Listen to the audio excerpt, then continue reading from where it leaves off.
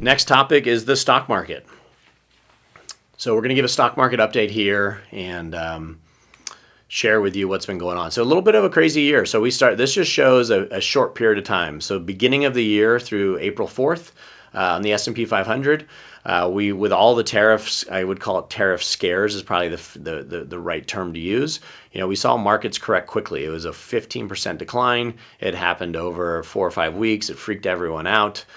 We've now seen the recovery from those levels, but we saw a really sharp decline. This was a Wall Street Journal article just from on July 23rd. The headline kind of cracked me up, like, why are stocks up? Nobody knows. Well, at the end of the day, you can see this chart here, right? And firms like Goldman Sachs had all these targets at the beginning of the year. They targeted 6,500. Well, when the markets were collapsing, they reset their targets to 5,700. Now they reset it. So there's always a moving target. So a lot of these short-term predictions, again, are not very useful. The reason why stocks are up is because we're looking at an economy that is growing. There's a massive spend that's happening in artificial intelligence, and that's trickling down to so many different industries as we're making sure we have plenty of power, plenty of chips, plenty of infrastructure, and so that's driving it. Now, could we argue that stocks might be a little expensive? Probably, but that doesn't mean that they shouldn't be going up. And so there's a ton of bad news. And we talked about this earlier, is the reality is, like, bad news is not necessarily bad for stocks, because oftentimes that means that stocks have corrected, there's good opportunities to enter. And so, while we had a bad start to the year, we're sitting in a decent position today. This now shows you the full, decline in recovery. This goes through the end of June. We're now close to the end of July, so the data, we're even hitting all-time highs. But you can see all the headlines here, right? We had this Liberation Day tariff announcement. We had Trump accusing Powell of playing politics, all of these headlines. It's been kind of a noisy year, but at the end of the day, this happens a lot. Like the markets are designed to be volatile, and there's always a headline of the day, right? And too often we get hyper focused on that and not focused on the reality of, like, over time markets are generally going to go up, and so we want to trust that process of longer term assets like stocks are driven by future earnings. Those are assets that over time go up, but with plenty of volatility as well. So now we're going to just reflect on just some of the things that are happening. So the best May-June for stocks since 1950, but international stocks are actually outshining U.S. from a total return perspective. And so you can see here, year to date, U.S. stocks are up about 6%, and international stocks are up around 19%. That window is closing because U.S. stocks have now recovered. I'll show you some data here as we get into year to date. And this is through the end of, July 28th. S&P is up almost 10%. Russell 2000, which is smaller companies, is up only 2%. You can see, looking at international, which is the bottom, or 2 of the 3 bottom, MSCI EFA and MSCI EM. This is Europe, Asia, Australasia, and the Far East, and then EM is emerging markets. You can see both of those indexes are up north of 20%. And I think that's been a surprise. A lot of clients, as we were going through the tariff tantrum, I should say, we had a lot of clients surprised that the portfolios were holding up well, and I think a lot of that was driven on having some international diversification, having bonds really being well diversified and balanced. And now we're coming out of this. Now that we fully recovered, returns are quite healthy so far for this year. But again, we know that could change overnight. We could be once this webinar is released, we could have a tough August, September. The reality is we definitely want to always focus on long-term results. Even though I know today we're focusing on some of the short-term areas of what's happening. But again, this is more just to help you better understand what we're seeing, what's happening in real time.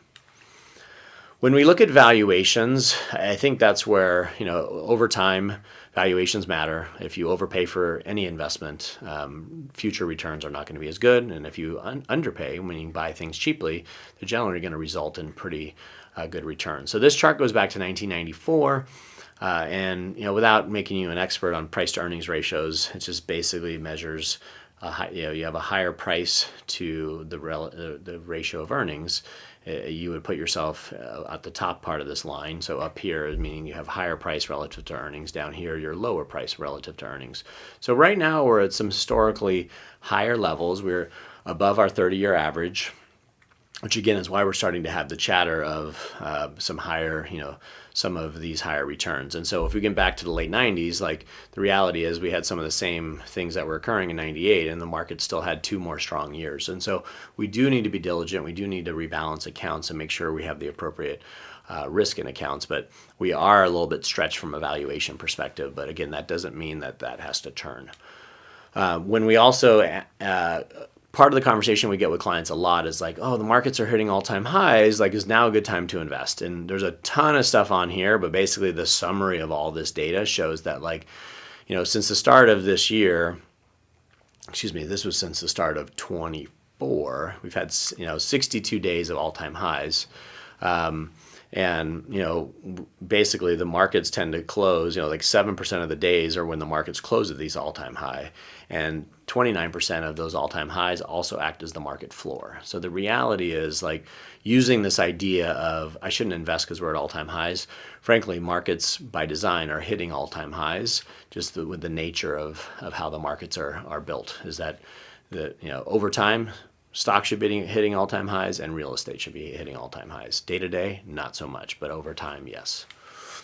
And this was another chart, again, gets into the weeds a little bit, but it basically says high stock valuations have not historically predicted near-term performance. So this table on the right-hand side, goes through and looks at some different periods of like higher PEs.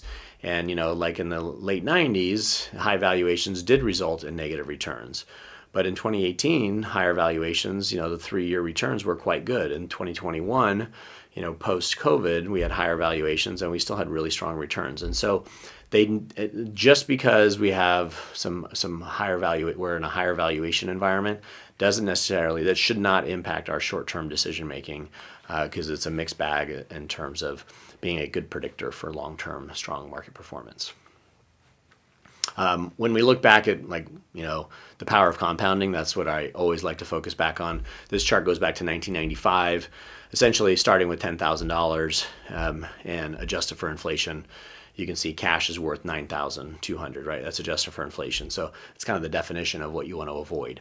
Assets that over time are going to lose their value. Then you can see corporate bonds, a little bit better, but remember, this is a 40-year period and your money, your real dollars is up 2.3. And then you can see large and US stocks, large cap stocks, small cap stocks, are up 8 times over this period of time. So that's why we're big proponents of being long-term investors, is because of the dynamics of what happens in the markets. But if you look, there's always snapshots you can take. Look in 2008 when we went through the financial crisis, the returns on large stocks, small stocks compared to bonds and cash was much more closely aligned. But when you compound over a long period of time, that's where the gap grows historically. It's done that for the last 100 years. So this is really, we understand the risks of the markets, but this illustrates the power of the compounding mechanism that the markets deliver. If you're new to Vance Wealth and you're just uncertain about what's happening with your tax strategy, your investment approach, or you just want a second opinion, we'll do a complimentary consultation. So please just reach out so that we can, we'll want to gather some documents, ask you some questions, and then we'll be able to give you a report that does a deep dive on your investments and your plan and give you some guidance, and maybe would be a good fit to help you on a go-forward basis. You can reach us, you can schedule an appointment, just go to vancewealth.com. And you can schedule an appointment there, or you can call the office at 661-775-0950. Thank you very much. I hope you found our 2025 mid-year economic and market update valuable. Again, please like and subscribe on the YouTube channel, and we're looking forward to reconnecting in the future on our next video. Thanks.